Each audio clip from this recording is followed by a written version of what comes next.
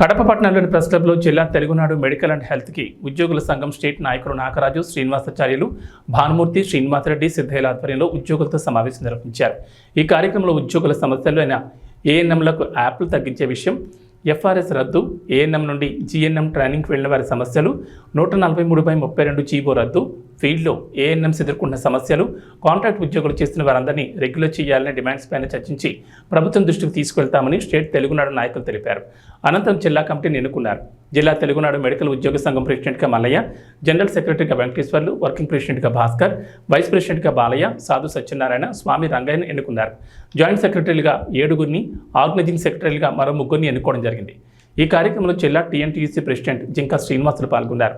అలాగే తెలుగునాడు ప్రభుత్వ వైద్య ఉద్యోగుల అసోసియేషన్ కడప జిల్లా అధ్యక్షుడిగా బిజివేముల వెంకట నరసింహారెడ్డి, వర్కింగ్ ప్రెసిడెంట్గా ఖాదర్ భాష, జనరల్ సెక్రటరీగా లక్ష్మీదేవి, వైస్ ప్రెసిడెంట్గా కేవీ సుబ్బారాయుడును ఎన్నుకున్నట్లు state Telugunadu working president Bhanumurthy, general secretary Srinivasacharyulu, president Nagaraju, state vice president Srinivasareddy, Siddaiah, Bhaskar ఒక ప్రకటనలో తెలిపారు.